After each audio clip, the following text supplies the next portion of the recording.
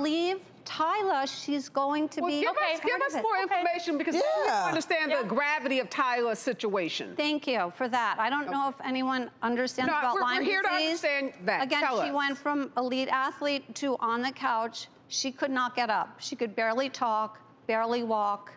If she opened the mail, that was aerobic activity. I had to bring her food, cook her food, be there. She was having seizures. Because of the complications of her Lyme disease, that's why you had to sleep with her in the same bed for over 2 years? She asked me to sleep with her. Just so you know, yes, you're not going to prevent any seizures from happening from sleeping in the same bed. Right, that's not actually medical support. But in fairness, Dr. Judy, she just said she was a college student who had been really healthy, and then she comes down with this disease that I don't know how quickly. And no one knew what it was. Yes, no one knew what it was. But you know what? She can support her in the same house in a lot of other ways than sleeping with her in the same bed every day. I'm a mother. It's silent. I recall that my college student that has been completely healthy has now this disease and no one quite knows what it is. We can understand the anxiety and the fear that this mom is going through. I don't think my mom is wrong for how much she's done for my sister. In fact, I think it's really admirable that she's able to love my sister in the way that she is. I just wish I could get like a fraction of that. Yeah. One day, you asked for one day. Dara. I hear you.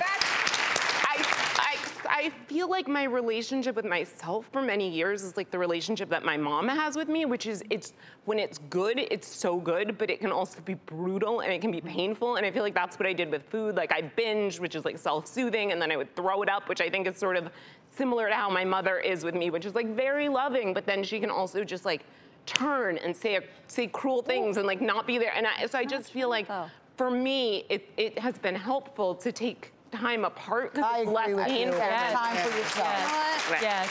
So why all the comparisons? Why compare your two daughters?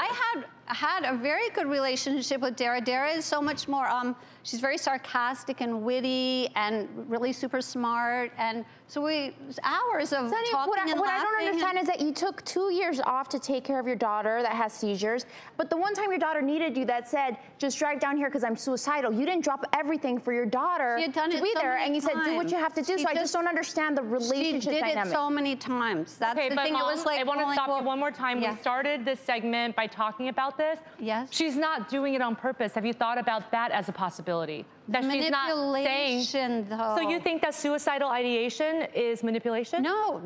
But I know that we've been to therapy and I've talked to therapy and therapists. So let me just ask you this. What if that one moment she would have taken her life? How would have you felt today?